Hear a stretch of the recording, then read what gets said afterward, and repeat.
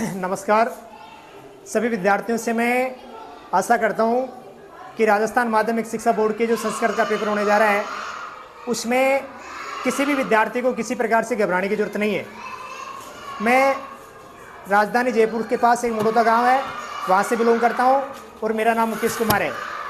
मैं इस शिक्षा के माध्यम से ये बताना चाहता हूं कि संस्कृत के अंदर कई विद्यार्थियों के हमने 100 में से 100 दिलवाए हैं। आपको केवल ये देखना है कि तैयारी कैसे करनी है। तैयारी के साथ में अपने को कौन से टॉपिक पहले करने हैं, कौन से बाद में करने हैं। जो विद्यार्थी आपको जो टॉपिक पहले आते हैं, सरल आते हैं, उनको पहले क्लियर करना है और जो नहीं आते हैं उनको लास्ट एंड फाइनल में करना है। प्रश्न किसी भी छात्रा को नहीं छोड़ना है। समय सारणी को देखते हुए अपने कार्य क्लियर करना है।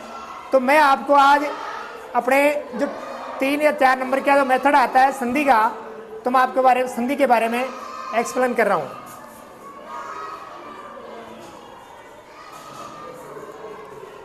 संधि जो शब्द है इसका जो प्रारूप है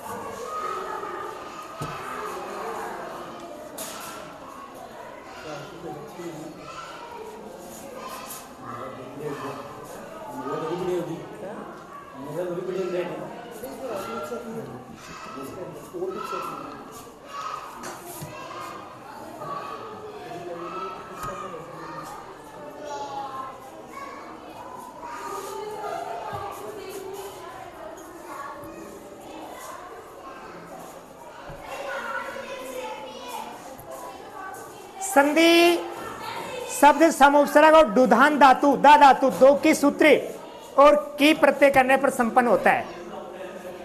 इन जब इसका अपने व्याख्या करते हैं, समुपसर्ग है, दुधान धातु है, दो की सूत्रे और की प्रत्यय के, इसको क्लियर करने पर यह संधि शब्द निष्पन्न होता है, यानी संधि शब्द बनता है।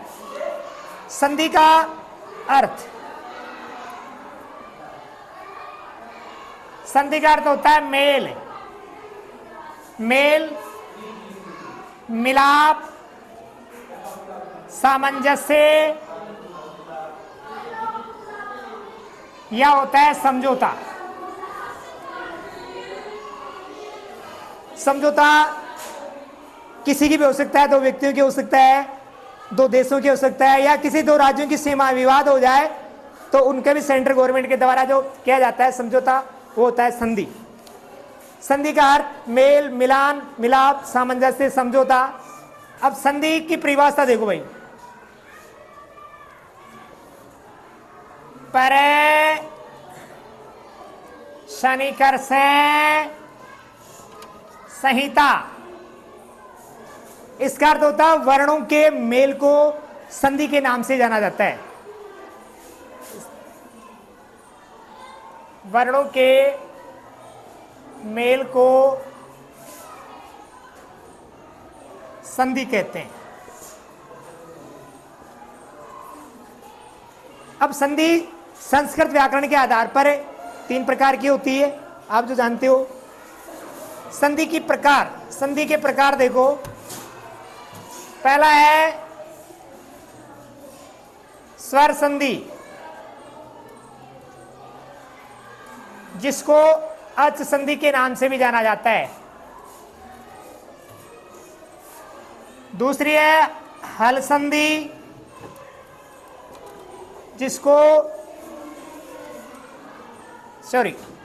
व्यंजन संधि, जिसको हल संधि के नाम से जाना जाता है। और तीसरी होती है विसर्ग संधि, तो विसर्ग का तो विसर्ग ही होता है। इस प्रकार संधि 3 प्रकार की होती है। अब डिवाइजेशन आएगा स्वर संधि के भेद। अब स्वर संधि किसे कहते हैं वो देखो इसमें। अब बेटे देखो स्वर संधि के भेद।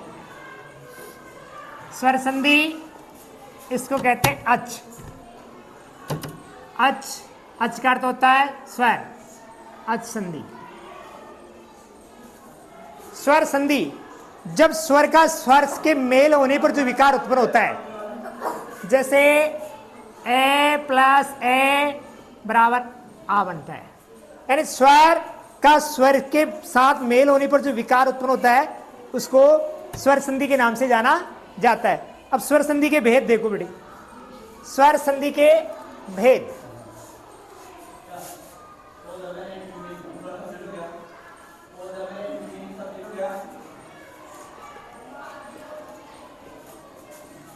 पहला है दीर्घ स्वर संधि, दूसरा है गुण स्वर संधि,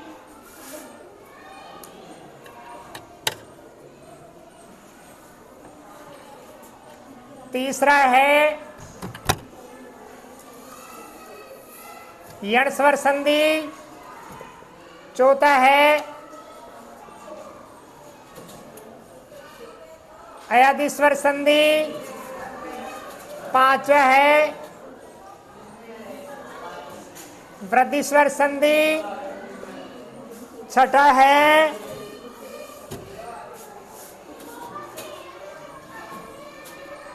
पररूप स्वर संधि और सातवां है पूर्वरूप स्वर संधि। पूर्वरूप स्वर संधि एक प्रकृति भाव भी होता है जो तो कंपटीशन में पूछा जाता है, लेकिन अपने जो मेन फैक्टर होता है इन पर अपना ऑथेंटिक जो तट है, अपना जो बेसिक आधार है, जो अपना स्टेटस है अपने जो लेवल का, वो इन्हीं पर आधारित होता है। तो पहले देखो दीर्घ स्वर संधि के बारे में अपन इसका जिक्र करेंगे। दीर्घ स्वर संधि की डेफिनेशन क्या, इसके एग्जाम्पल उदाहरण वो अब आपको बताने जा रहा हूं।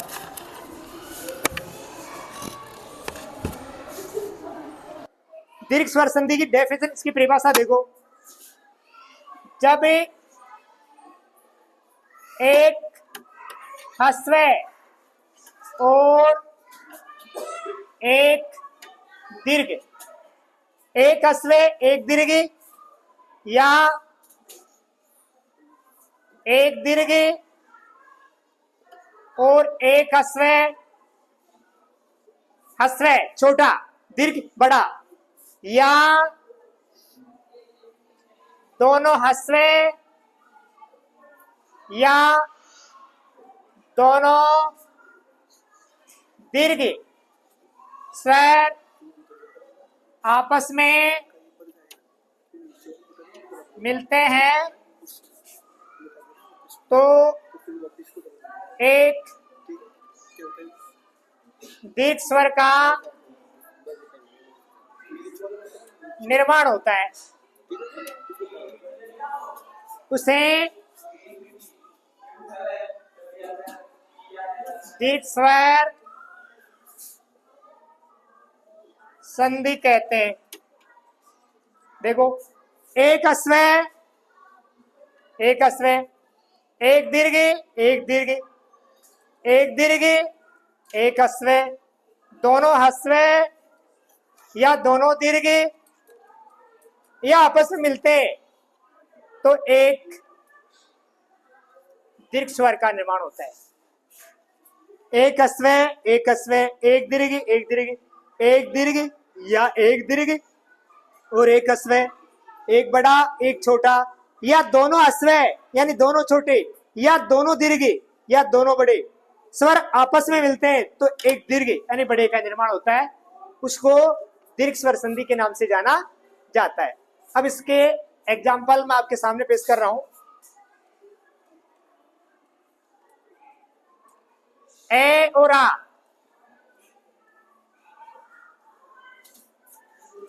शिव है, इस शिव में ए आ रहा है, आगे आ रहा है आल है, यानी ए और आ मिलके आ का निर्माण हो रहा है। ए और आ, तो ये हो गया शिवालय।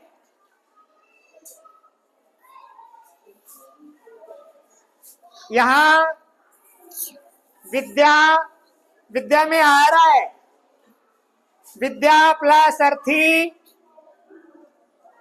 विद्या यानी ज्ञान और अर्थी का अर्थ होता है ग्रहण करने वाला, यानी ज्ञान को ग्रहण करने वाला विद्यार्थी। यानी यहां आ रहा है और ए, आ और ए का कॉम्बिनेशन आ बराबर ये बन जाएगा बेटा विद्यार्थी।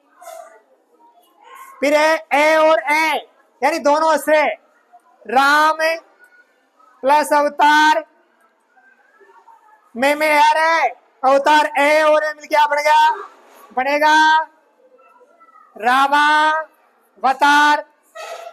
इसके बाद में आ विद्या यानी विद्या आलय यानी स्थान बराबर विद्यालय। यानी इस प्रकार से ए आ रहे ए और आ बन गया आ और ए प्लस ए बराबर आ और आ प्लस आ बराबर आ। इसका तीसरा स्टेप्स है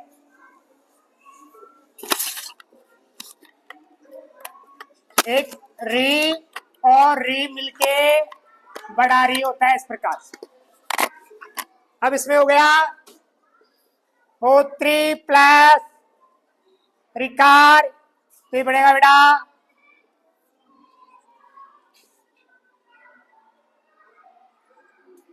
ये बन गया होत्रिकार। यहां अपने दीर्घ स्वर संधि के जो स्टेप्स है वो पूरा होता है।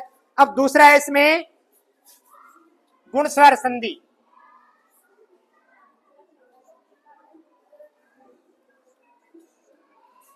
गुण स्वर संधि की क्या डेफिनेशन है इसमें देखो कि जब ए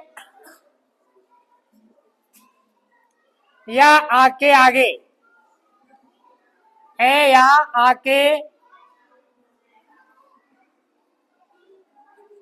आगे ए उ री या लरी आता है ए या आके आगे ई उ री या लरी आता है लरी आता है तो कर्म से ए ओ एर तथा हल हो जाता है।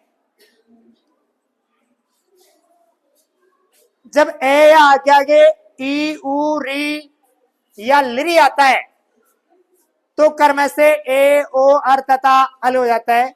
तो इसके देखो सारणी ए प्लस ई ए प्लस बड़ाई आ प्लस ई और आ प्लस बड़ाई ये ए बनता है गुण संधि में। गुण संधि है जब ए तथा आगे आगे ई उ री या लरी आता है तो कर्म से देखो इसको जोड़ेंगे ए बनेगा, इसको जोड़ेंगे ए बनेगा, इसको जोड़ेंगे ए बनेगा। इसको देखो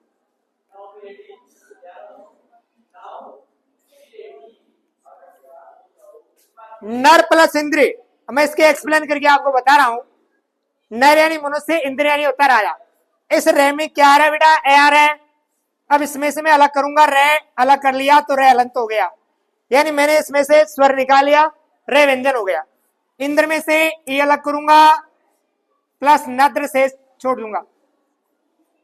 ए और ई मिलके ए का निर्माण ए और ई ए यहां भी ए। अब देखो नर हलंत ए प्लस नद्र ये आपका स्वर है, ये व्यंजन है। स्वर और व्यंजन मिलेंगे तो विकार पूरा हो जाएगा।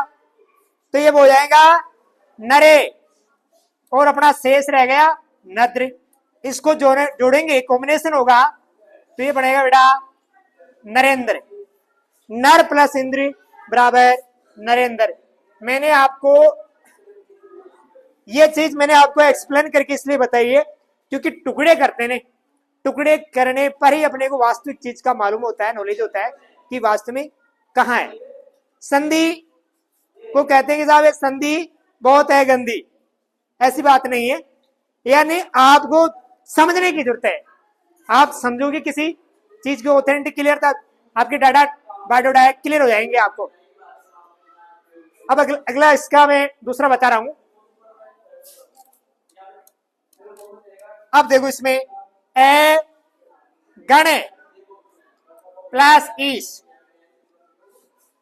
गणे संस्कृत में होता है ये माता राजमांसल का, तो इसमें गण प्लस ईश ए और ई ए बन जाएगा गणेश। गणेश गण प्लस ईश बराबर गणेश। गणेश शब्द है अपने जो हिंदू संस्कृति में गणेश जी महाराज से लिया गया है। हमारे पूर्वज कहते थे कि किसी भी शादी समारोह को संपन्न करने के लिए अपन गणेश जी महाराज का निमंत्रण करते हैं, यानी उनको आराधना करते हैं। पहले तो गरीबी थी हमारे देश के अंदर, तो जिनका डिस्ट्रिक्ट हेडक्वार्टर है वहां पर नहीं जाते थे, और जो खेतों में बिल हुआ करते थे अपने आस पड़ोस में, वह अपनी माता बहने यानी उस बिल को गणेश जी महाराज को बिल पर निमंत्रण देके आया करती थी, और इस बात की प्रार्थना करके आया करती थी कि हे रिद्ध सिद्ध के दाता, हमारे घर पर हमारी बच्चों की शादी है, उस शादी को बिल्कुल अच्छी तरह से संपन्न करना, क्योंकि जो कोई काम करता है गरीब तो उसका तो परमात्मा साथी होता है। पैसे वाले की तो दुनिया साथी हो जाती है, लेकिन गरीबों का तो भगवान ही साथी होता है। इसलिए बताओ फिर आ महा प्लस इंद्र, महा प्लस इंद्र बराबर महेंद्र होगा। आ और ई ए महेंद्र, और महेश महा प्लस ईश, ये हो गया महेश। यानी इसी गुण संधि के अंदर एक स्टेप से ए और आ के आगे ई आ रहा तो ए हो गया। अब दूसरा इस प्रकार से इसका अब दूसरा स्टेप चलेगा। बंद करो। अब देखो बेटे ए प्लस ऊ ए प्लस ऊ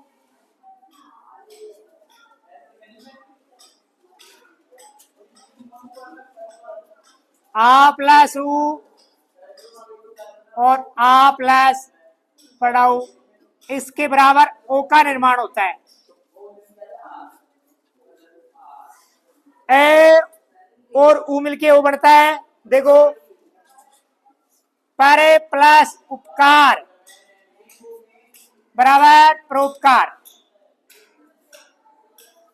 पर प्लस उपकार बराबर परोपकार कहते हैं किसी दूसरे का हित सोचना, दूसरे के बारे में अच्छा सोचना या भलाई करना, किसी प्रकार से कोई दुखी हो तो उसकी सहायता करना, परित। लेकिन इस समय इस कलयुग में परित की भावना बहुत ही कम व्यक्तियों में होती है, हर किसी में नहीं होती है। जो व्यक्ति परिस्थितियों को समझता है, परिस्थितियों को जानता है, या जिस परिस्थिति से गुजर गया उसको वास्तविक जीवन का मालूम होता है कि परिस्थितियां क्या होती है और उनको कैसे सामना किया जाता है और कैसे आगे बढ़ा जाता है। तो परिस्थितियों का के सामने कभी घबराना नहीं चाहिए, क्योंकि परिस्थितियां हमेशा स्थायी नहीं होती है, कुछ समय के लिए होती है। अपना समय होता है, समय के बाद वो गुजर जाती है, चली जाती है, फिर वापस अच्छे की शुरुआत होती है। तो परोपकार, दूसरे की भलाई करना। परोपकार के बारे में कवि ने कहा है कि परित सरस धर्म नहीं भाई, पर पीड़ा सम नहीं अदमाई, जिसके पटे ने पीर बवाई वो क्या जाने पीर पराई।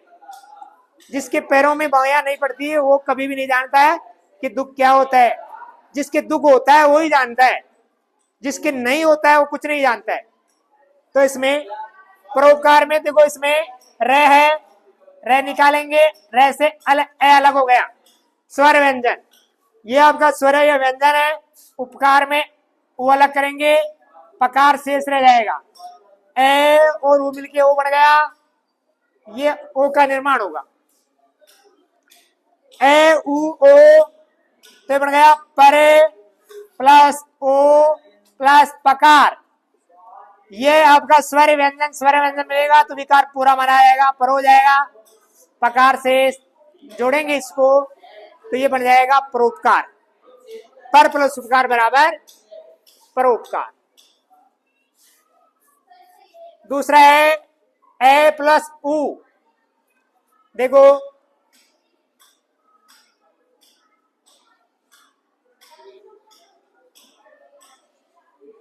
विद्युत जो शब्द है वो साइंस का है, विद्युत प्लस ऊर्जा। यहाँ एयर है, ते में एयर है, बढ़ा हुए ए और ओ बनेगा, क्या बन जाएगा, विद्युत ऊर्जा। क्या बनेगा, विद्युत ऐसे।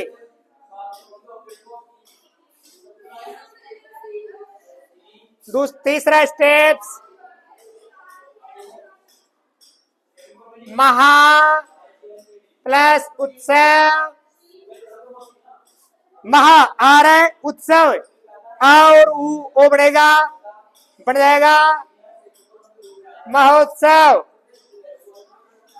यदि एग्जाम में यह आता है तो आपको इसके टुकड़े ये करना है, ये आता है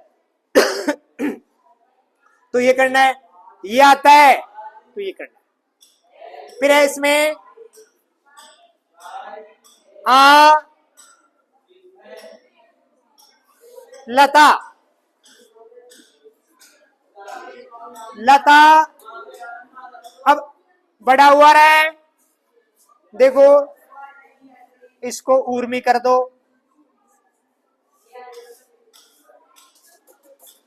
लता आ रहा है, ऊ आ रहा है, आ और ऊ बढ़ेगा, आ और ओ बढ़ेगा, तो ये इधर देखो लतो, ये लतोर में बन जाएगा। यानी ये स्टेप से गुण संधि में ए आ के बाद में ई उ अब आ रहा है री। अब देखो री का, देखो इसमें री का आगे चलता है, ए प्लस री बराबर अर होता है, अर, और आ प्लस री बराबर भी अर होता है।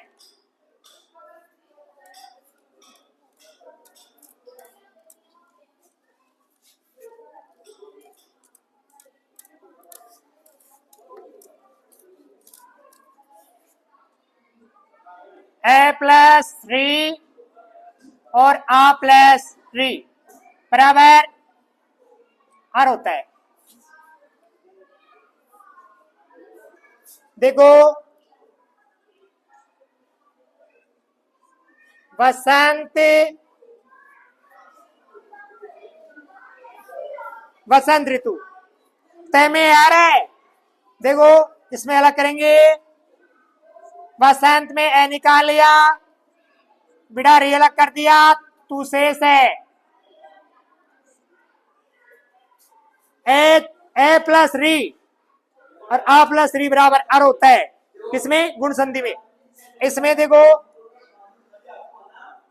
वसंत ये जुड़ेगा अर होगा, प्लस तू है, जब ये जुड़ेगा तो ये स्वर ये व्यंजन है, ये तय में पूरा मिलेगा, तय पूरा हो जाएगा तो वसंत हो जाएगा। इस प्रकार से रे व्यंजन है, हलंत, ये तू, इस प्रकार से जब इसको जुड़ेगा तो रे तय पर चला जाएगा, तो ये हो जाएगा वसंत ऋतु। वसंत प्लस ऋतु बराबर वसंत ऋतु। वसंत ऋतु में क्या होता है, जीवन में व्यक्ति ये शिक्षा ग्रहण करता है कि पेड़ जब पत्ते अपने छोड़ करके नए पत्ते धारण करते हैं तो हर इंसान को अपनी बुराइयों को त्याग करके अच्छाई ग्रहण करनी चाहिए ये जीवन में। और जीवन में हर व्यक्ति, जैसे पेड़ अपने पत्ते बदलता है, इस प्रकार पत्तों से जीवन में शिक्षा मिलती है। अगर कोई किसी जिंदगी में जीवन में कोई शिक्षा ग्रहण करने के बाद सफलता नहीं मिलती है तो व्यक्ति को जीवन में रास्ते बदलने चाहिए, क्योंकि पेड़ अपने पत्ते बदलते हैं, जड़ें थोड़ी बदलते हैं। जड़ तो इस शरीर तो बदला नहीं जाएगा, लक्ष्य अपन बदल देंगे, दूसरे लक्ष्य पर चल पड़ेंगे तो अपने जीवन में ये सफलता मिलेगी। वसंत ऋतु। दूसरा है ग्रीष्म प्लस ऋतु, इसका होगा इसी के जैसे होगा, ये भी ग्रीष्म ऋतु। तीसरा देव प्लस ऋषि, ए और यार बन जाएगा इसका, देखो ये देव में से निकाल लिया प्लस रियल आर, सी से एस इसको जोड़ेंगे, आर बन गया। ये इसमें देव पूरा हो गया, ए रे आर ए प्लस सी। अब इसको जोड़ेंगे तो देव वर्षी बढ़ जाएगा, देव प्लस ऋषि बराबर देवर्षि, गुण संधि है। दूसरा है आ महर्षि, चौथा है लिख देता हूं, महा प्लस ऋषि बराबर महर्षि। महान है ऋषि, महान च असो ऋषि, महर्षि कर्मधारय समास का निर्माण होता है इसमें। महर्षि ये महापुरुष है, महान च असो पुरुष, महात्मा, महान च असो आत्मा, परमरीत, परम च असो रीत है कर्मधारय समास। कई बार संधियों में भी समास का निर्माण होता है। इस प्रकार से ये गुण संधि का 2 स्टेप्स पूरा होता है। अब देखो गुण संधि में ए तथा आग के आगे ई उ री या लेरी आता है तो कर्म से ए ओ एर तथा हल हो जाता है। ये हो गया, ये हो गया, ये हो गया। अब ये रहा है, देखो तावे प्लस लिकार, इसमें वे में आ रहा है, ए निकालेंगे, लिकार में से लि अलग करेंगे, कार शेष रहेगा।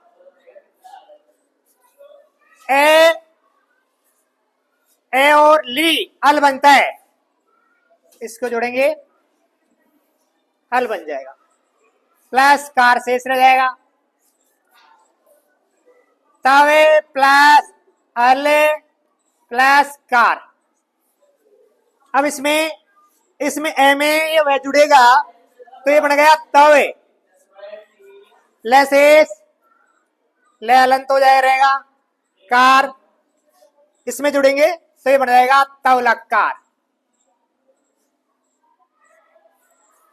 तवलकार एक। दूसरा है आ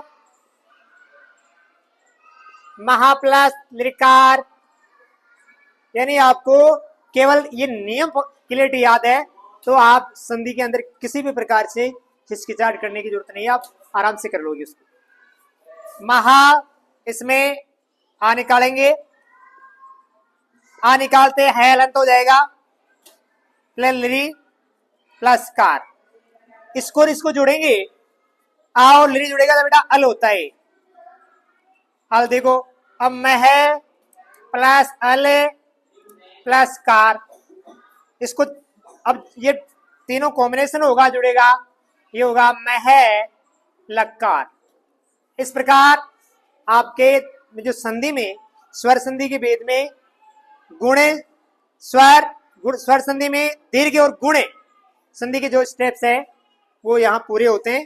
बाकी कल नेक्स्ट आगे बताया जाएगा। दूसरा स्टेप को ई, दूसरा स्टेप है दीर्घ का, ई बड़ा ई बड़ा छोटा छोटा छोटा या दोनों बड़े, जब ये मिलेगा तो दीर्घ स्वर का निर्माण होता है। दीर्घ नहीं बड़ा, दीर्घ स्वर का निर्माण होता है। अब इसमें देखो छोटा ही रवि, रवि नहीं होता है सूर्य, रवि प्लस ईस। अब देखो बेटा इसमें आएगा बड़ा ई और ई मिलके बड़ा ही हो गया, बराबर हो गया रवि।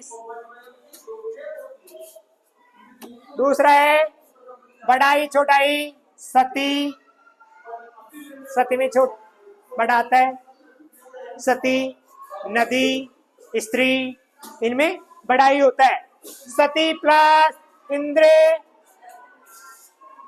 बन जाएगा सतीन्द्र, सती प्लस इंद्र बराबर सतीन्द्र। दूसरा है कवि, कवि की कल्पनाएं वहां होती है जहां सूर्य का प्रकाश नहीं, जहां जहां पूछे ने रवि वहां पूछे कवि, जहां सूर्य का प्रकाश नहीं पहुंचता है वह कवि की कल्पनाएं पहुंच जाती। जहां पूछे ने रवि वहां पूछे कवि, और जहां पूछे ने कवि वहां पूछे अनुभवी। जहां यानी व्यक्ति का कवि की कल्पनाएं नहीं पहुंचती, वह एक एक्सपीरियंस अनुभव चल जाता है। तो कवि प्लस इंद्र, देखो कवि में कवि छोटा, रवि छोटा, इंद्र छोटा, ईस बड़ा, यानी छोटा ही और छोटा ही मिलकर बड़ा हो गया तो बन जाएगा ये कविंद्र। कवियों का राजा, कवियों में जो राजा है कवि सु कालिदास से श्रेष्ठ, श्रेष्ठमस्ति, कवियों में कालिदास श्रेष्ठ है। यानी जहां अनेकों में एक को छाटा जाता है वहां सप्तमी विभक्ति का प्रयोग होता है। तो ये अपने देखो ये है नदी, नदी प्लस ईस। हमारे देश में सब देशों में नदियां बहती है, लेकिन हमारे देश में जो गंगा है उसका जो पानी है अमृत के समान है। गंगा तेरा नीर तो काम देनो रसीर, मंदरा पंछी जाला गया मानसरोवर एक तीर। यानी इसी के माध्यम से हमें बता विश्व में बहुत सी नदियां बहती है, लेकिन गंगा जैसा वरदान पूरे वर्ल्ड में नहीं है जो हिंदुस्तान के अंदर है। गंगा के पानी को चारों वर्ष तक शुरू से लोग कुछ नहीं कीड़े नहीं पड़ेंगे, बल्कि साधारण पानी को अगर रखेंगे तो उसमें कीड़े पड़ जाएंगे। लेकिन गंगा का पानी ऐसा अमृत है कि गंगा तेरा नीर काम देनो रसीर, मंदरा पंछी जाला गया मानसरोवर तीर। तो गंगा के बारे में तो व्याख्या करे उतनी कम है। तो नदी, नदी प्लस ईस बराबर नदीश, नदियों के स्वामी। तीसरा स्टेप से इसमें ऊ बड़ा, ऊ बड़ा छोटा, दोनों छोटे दोनों बड़े होगा तो बड़े ऊ का निर्माण होगा। देखो यहां छोटा है लघु, लघु हमें में छोटा होता है, लघु प्लस ऊर्जा। आपने साइंस में पढ़ा होगा विद्युत ऊर्जा, देखना साइंस का शब्द है विद्युत ऊर्जा, तो ये ऊर्जा शब्द है इसमें बड़ा आता है। तो छोटा और जो मिलेगा बड़ा हो जाएगा, ये इस प्रकार से बड़ा बन जाएगा लघु ऊर्जा। बड़ा है वधु, वधु यानी होती बहू, और पुत्र वधु बेटे की बहू। वधु शब्द में हमेशा बड़े ऊ का प्रयोग होगा, कहीं भी आपको मिसप्रिंट नहीं होना है। वधु प्लस उत्सव, तो ये बढ़ जाएगा बेटे वधुत्सव। यानी जब शादी होती है तो उत्सव मनाया जाता है, जिसको आजकल कहते हैं आशीर्वाद समारोह है, वैसे है कई प्रकार के। ये पहले नहीं होता था हमारे देश में, लेकिन जैसे जैसे पाश्चात्य संस्कृति आई तो हमारे संस्कृति को दबाते दबाते दबाते इसमें हावी हो गई। आगे है लघु प्लस उत्तर, लघु में छोटा और उत्तर में भी छोटा, छोटा और छोटा बढ़ेगा तो बड़ा हो जाएगा, तो ये बढ़ जाएगा लघु उत्तर। छोटे छोटे होते हैं ना लघुत्तरात्मक प्रश्न होते भाई, एक एक बड़े बड़े आंसर दो, छोटे छोटे प्रश्न। अब ये है भू, बढ़ाऊ और बढ़ाऊ, भुआनी होती है पृथ्वी, और उधरवे भूधरवे पृथ्वी को धारण करने वाला शेषनाग, ऐसे कहते हैं। पृथ्वी सर्प की फन में टिकी हुई है, कहते हैं सुनते हैं, लेकिन इसका कोई प्रमाण नहीं है। क्या चीज है क्या नहीं है इसके बारे में कुछ नहीं कह सकते। साइंस ने तो ऑथेंटिक तथ्य बढ़ा रखे हैं, साइंस ने जो डाटा बढ़ा रखा है ना, ये सारे डाटा प्रकृति के सामने फैले हैं। साइंस ने कितनी तरक्की कर ली हो, लेकिन साइंस के सामने प्रकृति के सामने तो साइंस भी बोनी है। इसके बारे में कुछ नहीं कह सकते, कभी भी कुछ हो सकता है, तबाही मच सकती है, कई बार हो गया और होता रहेगा, चल रहा है इसके बारे में। तो इस प्रकार के दूसरा स्टेप पूरा